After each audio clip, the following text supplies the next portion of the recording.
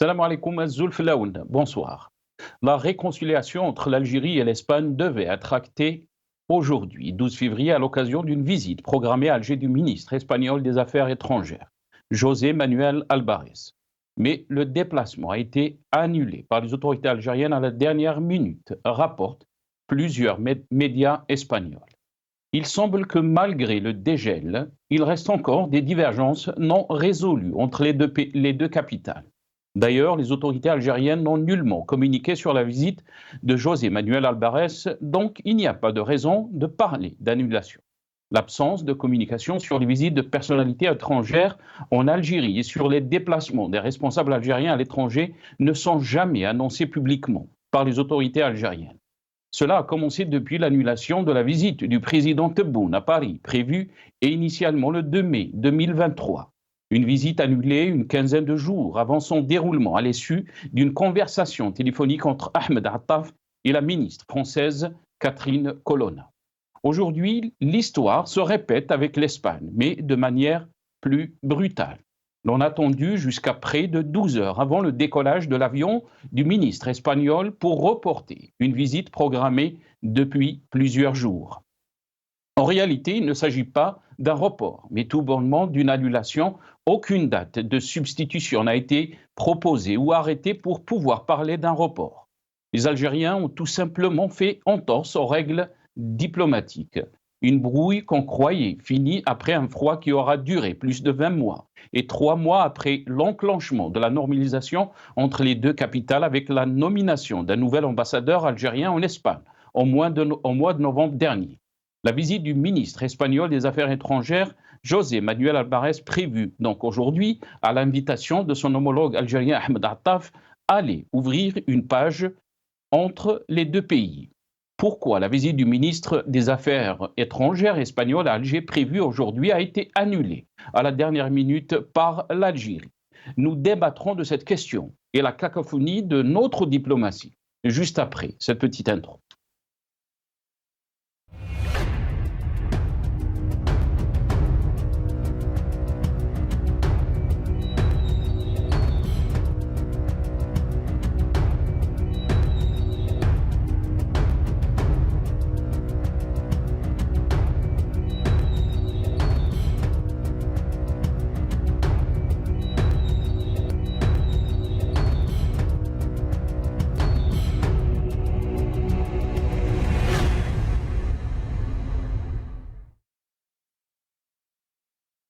L'Algérie annule la visite du ministre des Affaires étrangères espagnol à la dernière minute. C'est le titre de notre émission pour ce soir.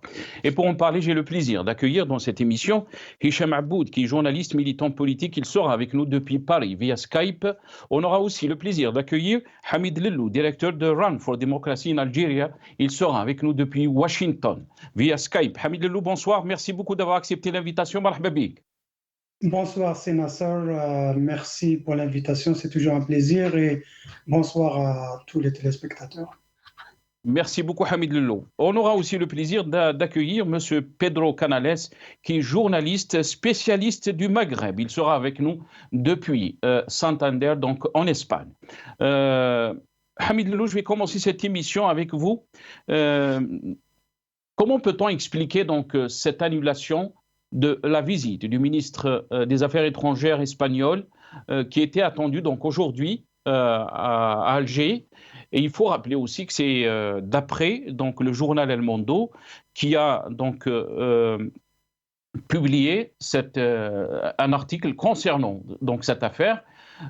Cette annulation a été faite 12 heures avant donc la visite du ministre, du chef de la diplomatie espagnole, Hamid Lellou. Dans votre éditorial, vous avez dit que l'histoire des annulations se répétait. Vous avez donné l'exemple de Paris, par exemple.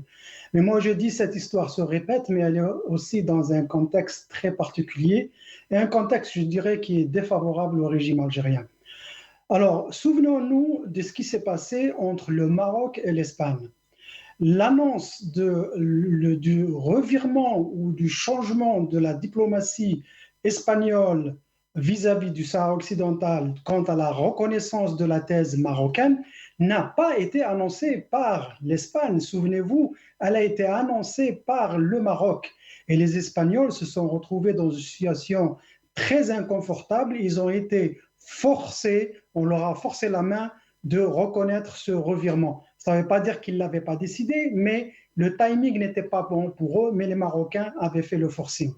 Et là, j'ai l'impression que le soi-disant ministre des Affaires étrangères algérien voulait faire l'appareil en voulant forcer le régime ou la diplomatie espagnole à dire qu'elle a changé de cap et que maintenant on revient à la thèse des Nations Unies qui est soutenue par l'Algérie quant à l'autodétermination du peuple sahraoui.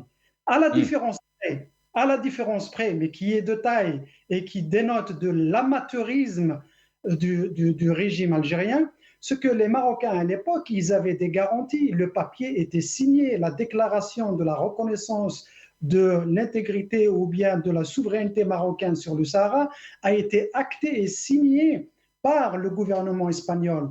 Alors que dans le cas de l'Algérie d'aujourd'hui, les Espagnols n'avaient rien dit. Et c'est les Algériens, j'ai l'impression, qui ont essayé de bluffer. Et cette propagande, j'ai eu une discussion avec vous, Sénassar, je dis, est-ce que vous avez trouvé une source indépendante qui dit que l'Espagne revient sur sa décision? Vous m'avez dit non. Moi, j'ai passé des heures et des heures en cherchant une source hors les journaux algériens. Il n'y avait rien du tout. Et puis aussi, il faut considérer le fait que les échanges commerciaux avec l'Espagne ont repris après 5 mois après la pseudo-gesticulation ou la crise algéro-espagnole. Et enfin, il y a une autre information, en faisant des recherches, je suis tombé sur l'information où le ministre espagnol des Affaires étrangères va aussi visiter. Hamid Lello, je pense qu'on a un petit souci de connexion avec Hamid Lello. Est-ce que vous m'entendez, Hamid Lello? Très bien. Ah, vous m'entendez très bien, très très bien. Allez-y, continuez donc votre analyse. On est en train de me dire qu'on va être rejoint par d'autres, donc les invités qui sont prévus dans cette émission, Hicham Aboud et Petro Canales. Tfadal, si Hamid. Bien sûr. Et donc, je vois l'amateurisme du régime algérien. Ils n'avaient rien en main. Ils ont essayé de bluffer en faisant cette propagande comme quoi les Espagnols allaient changer d'avis sur leur reconnaissance de la marocanité du Sahara. Et bien sûr, les Espagnols ne reviennent pas. Et souvenons-nous de la déclaration du Premier ministre espagnol qui disait que suite à cette gesticulation algérienne d'il y a 2 ans, il avait dit « Nous, on va réagir sereinement, mais fermement ». Ça, c'est très, très important. Il a dit « Nous serons sereins, on ne va pas s'exciter, mais on va être ferme sur notre souveraineté, c'est notre décision. » Et enfin, je vais finir cette note qui va vous faire plaisir et fera plaisir à votre télévision. J'ai l'impression que ce qui se passe à Al Magharibia, toutes ces analyses, toutes ces critiques, quand je dis critiques, elles sont plutôt constructives, eh bien, elles dérangent en Algérie et ils tiennent compte de ce que nous disons. À chaque fois, parce qu'ils répètent et répètent que les ennemis de l'Algérie qui n'arrêtent pas de les critiquer, de parler ou de dénier ou bien de challenger Al Jazeera, Al Jadida, alors que s'il n'y avait pas Al Magharibia, je vous garantis que s'il n'y avait pas un outil de presse indépendant comme Al Magharibia pour contrecarrer leur propagande, cette visite aurait eu lieu. Parce que les Algériens n'ont rien vu et le business continue comme d'habitude. Mais là, ils font très attention à ce que votre télévision fait. Voilà. En tous les cas, c'est vrai qu'on avait débattu de cette question dans plusieurs émissions, surtout la question de la diplomatie. On a été rejoint donc Hicham Aboud, qui est avec nous depuis Paris via Skype, journaliste, militant politique. Hicham Aboud, bonsoir. Merci beaucoup d'avoir accepté l'invitation. Marhaba bik. C'est Hicham. Bonsoir Nassar, bonsoir à mon ami Hamid Lello, bonsoir à tous les téléspectateurs d'Al Magharibia. Marhaba bik, c'est Hicham. Hicham Aboud, donc comment peut-on expliquer cette annulation à la dernière minute de la visite du chef de la diplomatie espagnole, cette visite qui était attendue en Algérie, mais aussi par les observateurs, Pourquoi, d'après vous, cette visite a été annulée? Maintenant, on ne peut plus s'étonner quand pareille chose se déroule en Algérie, étant donné que l'Algérie n'est plus un État comme on l'entend. Ce n'est pas la première fois qu'une visite est annulée en dernière minute. Souvenons-nous bien, le 2 mai 2023, Tebboune devait effectuer une visite d'État à Paris. 15 jours avant cette visite, une délégation d'experts du Quai d'Orsay et de l'Élysée se sont rendus à Alger un dimanche, c'est-à-dire qu'ils ne travaillent pas, mais ils ont été quand même travailler un dimanche à Alger. Ils ont mis au point tout le programme protocolaire avec leurs homologues algériens. Tout était OK. Lundi, ils quittent Alger. Mardi, Ahmed Attaf appelle son homologue française, qui était à l'époque Madame Colonna, Catherine Colonna, pour lui dire qu'on annule la visite, on la reporte. Façon de l'annuler, parce que quand on reporte, on fixe la date. Quand on ne fixe pas de date, ça veut dire qu'on a annulé. D'ailleurs, la visite de Tebboune a été annulée. Et à ce jour, il n'y a plus d'autre date fixée, malgré l'insistance d'Alger d'essayer de relancer cette visite, et notamment du côté de Tebboune. Les Français n'ont pas donné suite. Alors, pour ce qui est de la visite du ministre espagnol, une chose est à relever. L'Algérie n'a pas communiqué sur cette visite. Le site du ministère des Affaires étrangères n'a pas communiqué du tout. Et n'a pas communiqué également sur l'annulation. C'est-à-dire que la presse algérienne dans sa totalité, aucun titre algérien, aucun journal ou une chaîne de télévision n'ont parlé de la visite et de l'annulation de la visite, comme si de rien n'était. Pourquoi? Parce que depuis l'annulation de la visite de Tebboune, de Tebboune à Paris, c'est devenu constante. On ne communique plus ni sur les visites des personnalités algériennes à l'étranger, ni sur les visites des personnalités qui viennent en Algérie. Est-ce qu'on a annoncé la venue du président du Soudan? Est-ce qu'on a annoncé la venue du président de la Sierra Leone? Allez consulter les dépêches de la PS, allez consulter les archives des journaux de la presse nationale, vous ne trouverez pas trace d'annonce de la visite de chefs d'État qui sont venus en Algérie ou des visites de Chedli. Chedli, quand il est parti au Portugal, ils l'ont annoncé une fois qu'il était à l'aéroport. Quand il est parti en Russie et en Chine, c'était la même chose. Une fois qu'il est à l'aéroport, qu'ils annoncent son départ pour tel pays. Et depuis d'ailleurs, il n'a plus mis les pieds à l'étranger. Ce qui est de la visite de José Manuel Alvarez, c'est les Espagnols qui communiquent. Et c'est les Espagnols qui annoncent l'annulation. Et d'abord, ils disent report. Or, il n'y a pas de report, comme je le dis bien. Tant qu'on n'a pas fixé une date de report, il y a annulation. Là, en premier lieu, les Espagnols annoncent, et ils mettent entre guillemets, que c'est pour une question de calendrier du pays hôte. Comment ce pays hôte, il vous invite 15 jours à l'avance et par la suite, il découvre qu'il n'a pas de temps pour recevoir un ministre d'un pays avec lequel on fait tout ce qui est dans notre possible pour réchauffer les relations qui ont été gelées pendant près de 2 années. Par la suite, il n'avance aucune raison. Notre journaux, notre espagnol. Et il y a un journal espagnol, je ne me souviens pas du nom, qui dit que c'est la partie espagnole, que c'est José Manuel Alvarez qui a annulé parce qu'il a appris qu'il n'allait pas être reçu par Tebboune. Du côté algérien, on n'a encore rien dit. Maintenant, restent des hypothèses. Personnellement, je retiens 3 hypothèses.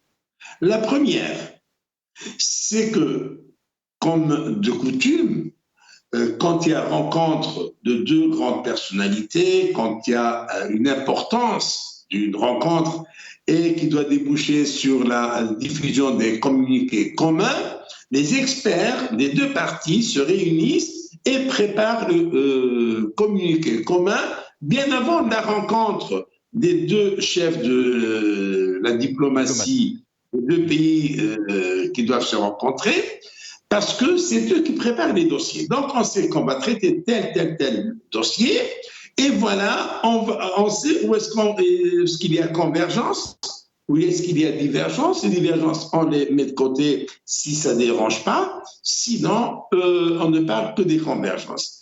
Or, le problème numéro 1 qui se pose entre l'Espagne et l'Algérie, c'est la question du Sahara. Le Sahara occidental, l'Algérie considère ce problème comme étant sien. Mais on le traite avec beaucoup d'élasticité. C'est-à-dire, si les Émirats arabes unis ouvrent un consulat à Dakhla et à Laayoune, on ferme les yeux. Si la Turquie reconnaît la marocanité du Sahara, on ferme les yeux. Si une semaine avant la visite, le voyage de Shingiri en Arabie Saoudite, les Saoudiens nous ressortent un décret royal paru depuis 5 ans, et on vient le rappeler pour dire qu'en Arabie Saoudite, on n'accepte pas que la carte du Maroc soit affichée sans la partie du Sahara occidental, et on rappelle également que l'Arabie Saoudite refuse l'appellation de Sahara occidental. Une semaine après, Shingiriha y va, il ne dit rien. On ne se fâche pas parce que c'est l'Arabie Saoudite. On ne se fâche pas parce que c'est le Qatar. Or, tous les pays du Golfe reconnaissent la marocanité du Sahara, et l'Algérie ne branche pas. L'Algérie ne branche pas.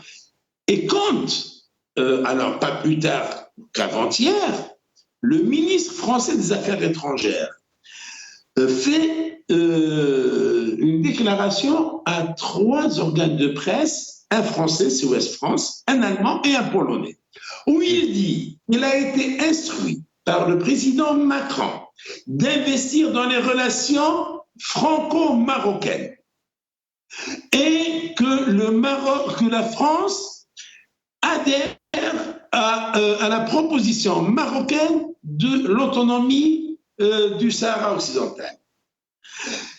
Le lendemain, Madame Rachida Dati, ministre de la Culture, fait une déclaration à une chaîne de télévision pour dire, et on lui pose la question, on lui dit, est-ce que la France reconnaît la marocanité du Sahara? Elle dit oui, bien sûr, elle reconnaît la marocanité du Sahara, il n'y a pas de discussion là-dessus. L'Algérie ne branche pas. Et quand c'est l'Espagne qui dit adhérer à ce plan d'autonomie, là, on se fâche, on rappelle son ambassadeur, on suspend, on gèle l'accord d'amitié, etc. Et on fait tout un cran. 2 ans plus tard, on fait comme si de rien n'était. Excusez-moi, les Espagnols n'ont pas réagi à toute l'agitation algérienne. Alors, on demande l'accréditation pour un nouvel ambassadeur, on dégèle les relations commerciales, on fait tout. Bon, maintenant, on ne comprend plus rien. Et puis, on annonce, hein, c'est le ministre des Affaires étrangères algérien, Ahmed Attaf, qui dit que l'Espagne a fait un revirement dans sa position de 180 degrés et que l'Espagne est sur la même position que l'Algérie sur la question on va montrer, Hicham Mahmoud, on va montrer ces déclarations dont vous êtes en train de faire part, les déclarations de Ahmed Attaf, mais avant de vous montrer les déclarations de Ahmed Attaf concernant la position de l'Espagne par rapport donc à la question du Sahara occidental, on va écouter Al-Majid Tebboune, qu'est-ce qu'il avait déclaré auparavant, pourquoi donc cette crise avec l'Espagne. اسبانيا ما خصهاش تنسى الى يومنا هذا المسؤوليه تاعها ما زالتش من الصحراء الغربيه. في قانون دولي ما دام ما كانش حل للصحراء الغربيه مهما كان الحل يعتبرها القانون الدولي هي الدوله المتصرفه حاليا. اسبانيا طمنا الشعب الاسباني الصديق ونعتبروه شعب صديق ولا غبار على صداقه بيننا وبين الشعب. اننا نواصل مسؤوليتنا في تموينه بالغاز وما ندخلش هالامور في متاهات سياسيه. تستمر الجزائر في تمويل اسبانيا بالغاز وحتى كانت فيه زياده. ما لازمش يتخلوا على المسؤوليه التاريخيه نتاعهم في هذا الظرف هذا. المطلوب منها هي تراجع نفسها. Donc, on a avec nous Pedro Canales, qui est journaliste spécialiste du Maghreb. Il est avec nous depuis Santander, en Espagne, via Skype. Pedro Canales, bonsoir. Merci beaucoup d'avoir accepté l'invitation. Et bonsoir, Nazer. Merci beaucoup. Merci d'avoir accepté l'invitation, Pedro Canales. Pedro Canales, donc, on a entendu Abdelmajid Tebboune parler donc, de l'origine de cette crise qu'il y a entre l'Algérie et l'Espagne. Bien sûr, il rappelle la position historique et la responsabilité historique de l'Espagne par rapport donc, à la question du Sahara occidental. Il y a eu donc cette crise qui a duré presque 20 mois, un dégel, si on peut dire, de cette crise qui a commencé donc au mois de novembre, après la nomination, l'accréditation de Abdel Fattah Dermoun, donc comme ambassadeur à Madrid. Mais aujourd'hui, on a été bien sûr surpris par l'annulation de cette visite du ministre des Affaires étrangères espagnol, M. Alvarez. Pourquoi, d'après vous? Oui, il y a deux lectures. Oui, deux lectures sur ce qui s'est passé entre l'Algérie et l'Espagne. Et la première lecture de cette annulation faite par le gouvernement algérien sur la visite du ministre espagnol à Alger, qui devait s'entretenir logiquement avec son homologue Ahmed Attaf, mais il s'attendait à être reçu par le président Tebboune. Et l'annulation de cette visite a vraiment créé une surprise et de deux points de vue. La première, c'est parce que le gouvernement espagnol, le gouvernement qui dirige le socialiste Pedro Sánchez, avait présenté à la presse nationale et si on veut dire aussi au niveau international, avait présenté ce voyage comme un triomphe de la diplomatie espagnole. C'est-à-dire que malgré le fait que l'Espagne n'a pas changé de position vis-à-vis du problème du Sahara occidental, il n'a pas changé la position. Malgré ça, le gouvernement algérien a accepté de revenir en arrière sur la crise qui avait surgi il y a 2 ans. Pedro Canales, le gouvernement espagnol pensait que c'était un triomphe. Et c'était un triomphe je m'excuse, juste de vous couper la parole. Je vais vous rendre la parole parce que, juste pour clarifier, du côté algérien, on a avancé l'argument que s'il y a un dégel des relations avec l'Espagne ou normalisation avec l'Espagne, parce que l'Espagne a changé sa position par rapport donc au Sahara occidental. Et ça a été annoncé même dans une interview par le ministre des Affaires étrangères algérien Ahmed Attaf à Al Jazeera, qui avait annoncé que l'Espagne avait changé donc sa position par rapport donc au Sahara occidental. Et vous êtes en train de dire que l'Espagne n'a pas changé de position. Effectivement, il n'a pas changé. Non seulement dans certains points, il a avancé la position de reconnaissance du contrôle de l'administration du Sahara occidental par le Maroc. Et je mets un exemple. Il y a eu un appel d'offres national pour la restauration de l'école publique espagnole à l'Aïoun. Et cette restauration a été, il y a une attribution, un capital qui a mis l'État pour restaurer l'école et la mettre en forme. C'est la première fois depuis pratiquement la guerre au Sahara occidental que l'Espagne assume directement le contrôle d'un de ces établissements d'éducation qui dépendent du ministère de l'Éducation et donc du gouvernement espagnol, qui assume le contrôle d'une école qui se situe en plein Sahara occidental. Donc, et ça, il a créé un petit problème entre les différents composants du gouvernement, parce que le ministère de la Culture, qui est dirigé par le groupe de gauche Podemos, et il est contre cette restauration, alors que le ministère de l'Éducation, qui est dirigé par un socialiste, il est pour. Mais ça, c'est, disons, la culture interne. Mais officiellement, dans les bulletins officiels de l'État espagnol, est apparu que l'Espagne restaure cette institution éducative et que dans la formule qu'il met en avant, il met entre parenthèses Maroc. L'Ayoun, entre parenthèses, Maroc. Il ne dit pas territoire en dispute et territoire en discussion qui est encore n'est pas décolonisé complètement. Non, il dit Maroc. Et ça, c'est dans un papier officiel du gouvernement.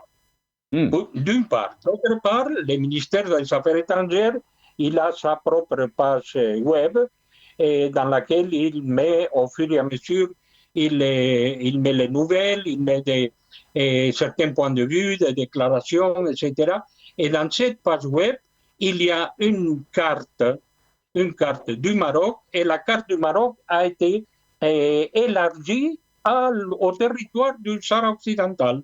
Donc, le Sahara occidental, il est au moins administré par le Maroc.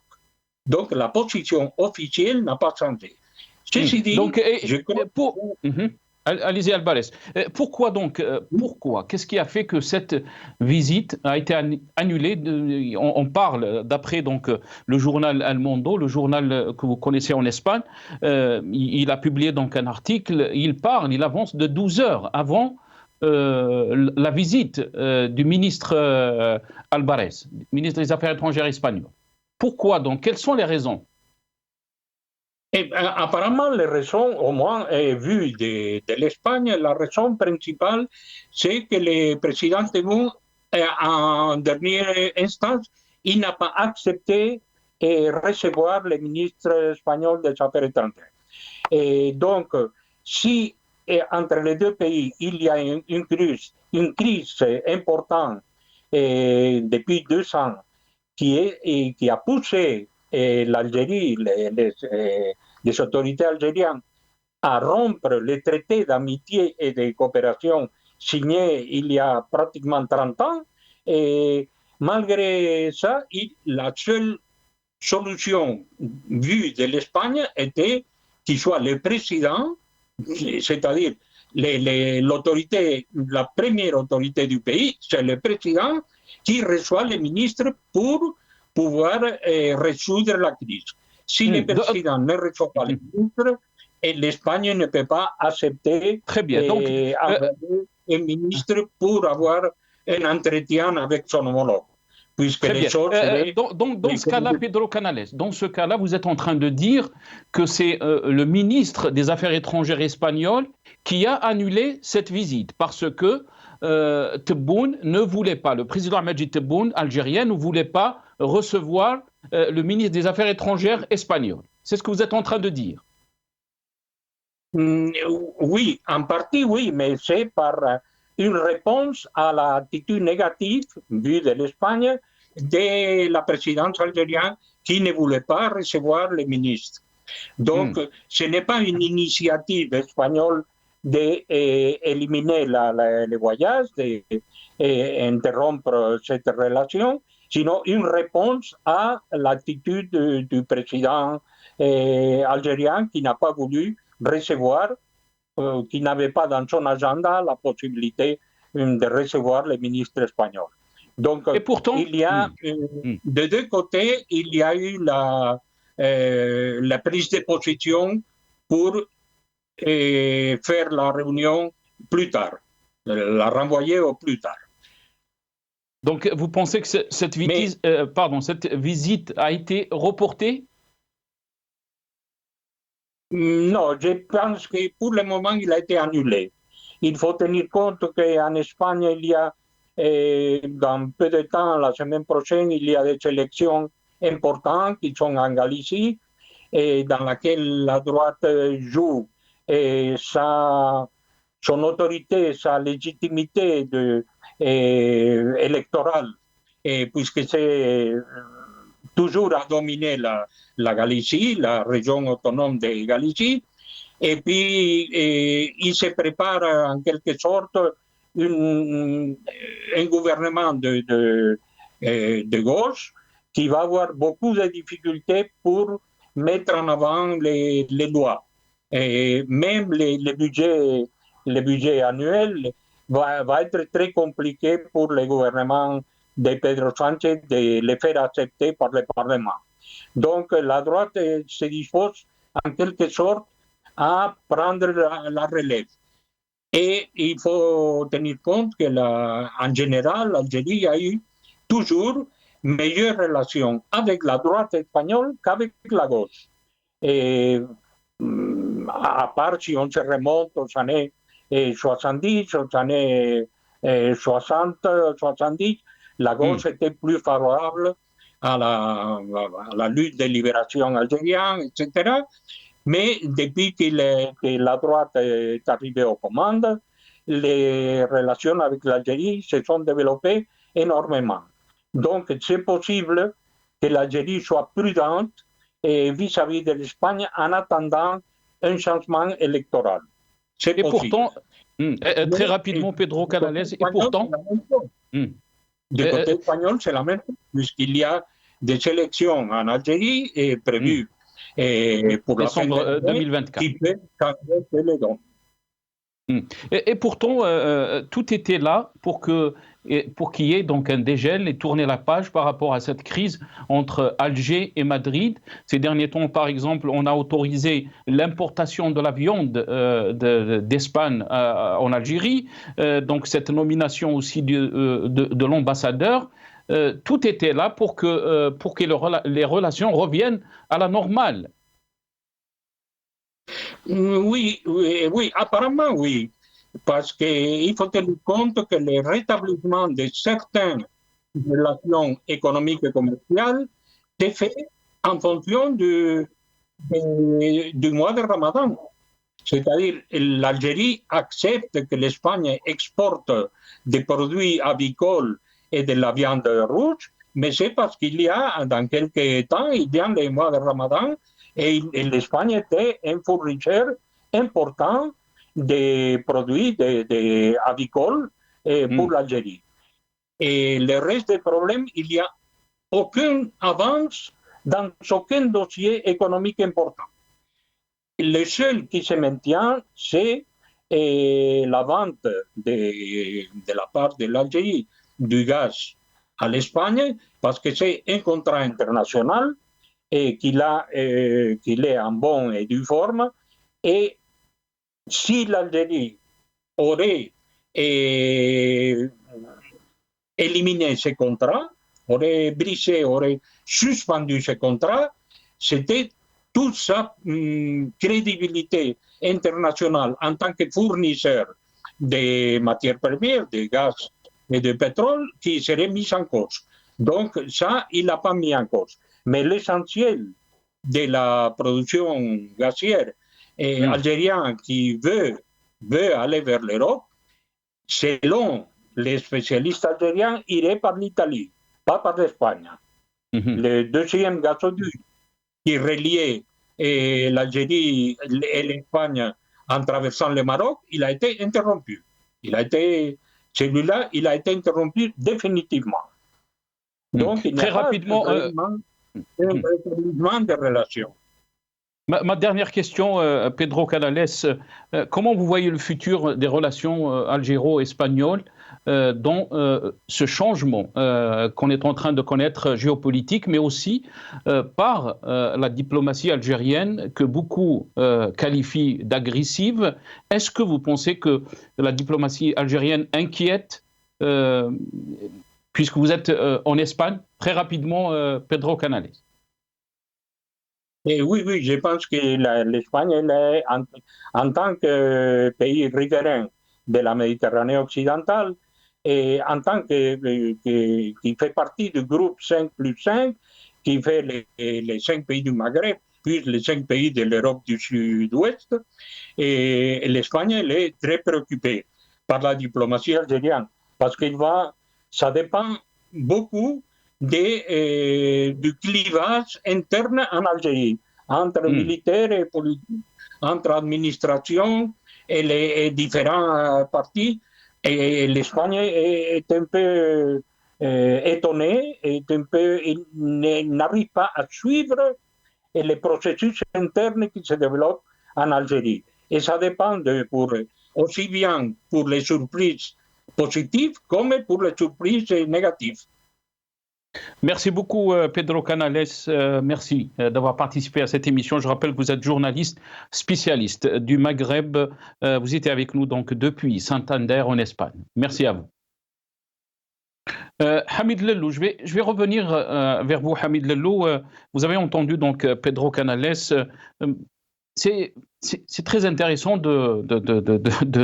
d'entendre Pedro Canales parler donc des clivages internes.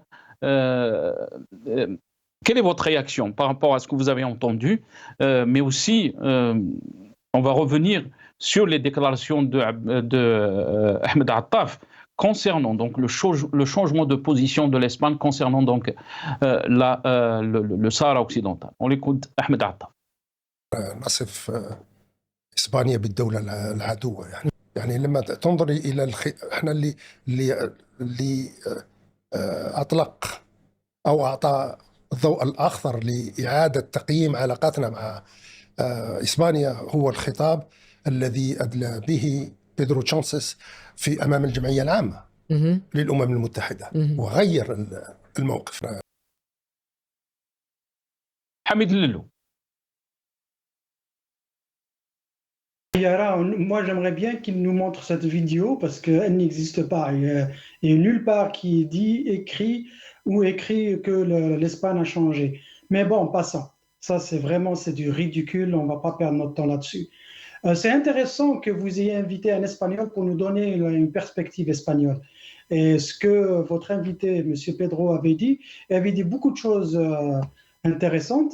Mais par contre, je ne suis pas d'accord sur un point. Je pense que c'est un petit peu tiré sur les cheveux quand il dit que l'annulation de la visite était plutôt espagnole parce que le ministre des Affaires étrangères insistait pour être reçu par Tebboune.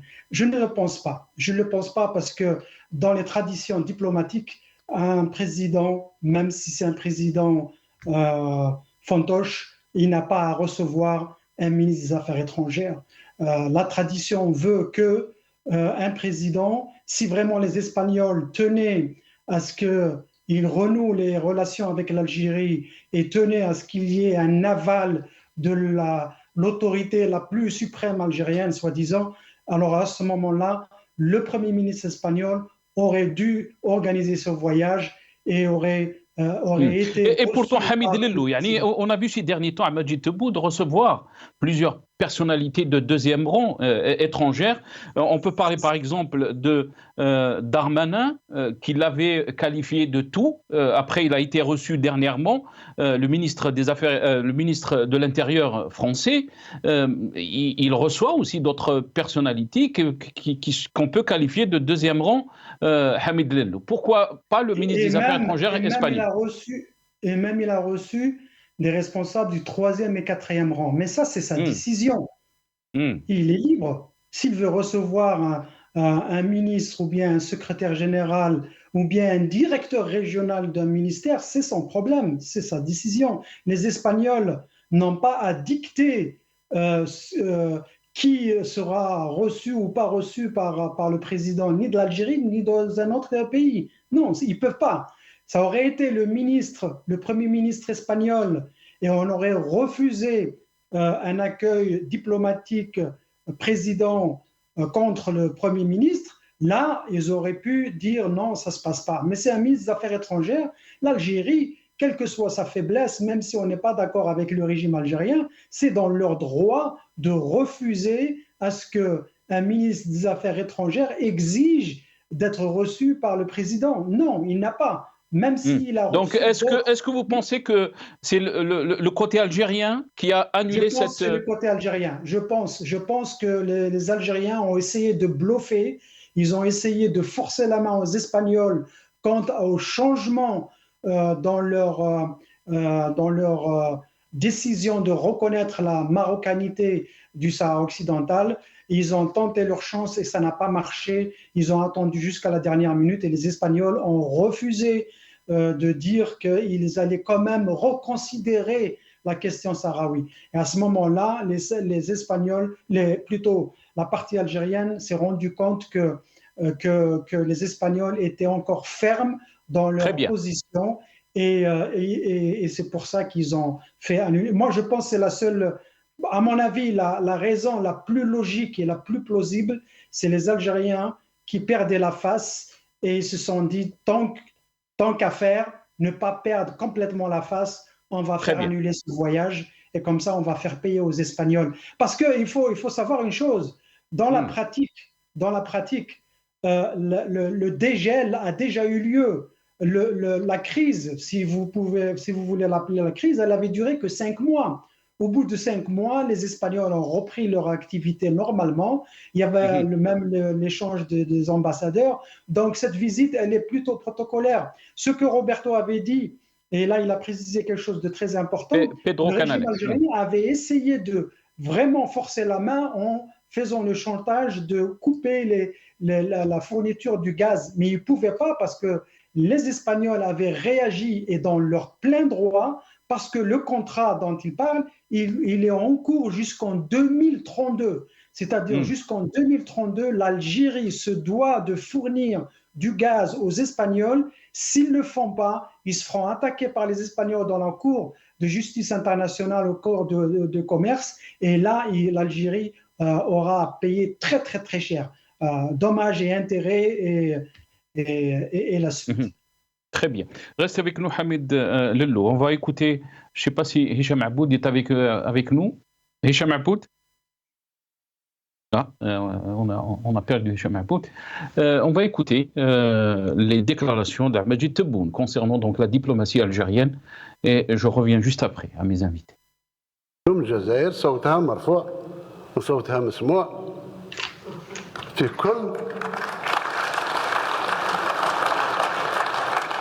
كل المحافل الدولية، كل المحافل الدولية. السياسة الخارجية نتاعنا احنا ندافع بشراسة على مبادئ سياسية نتاعنا تاع ثورتنا ومبادئ وقيم تاع البشرية نبني.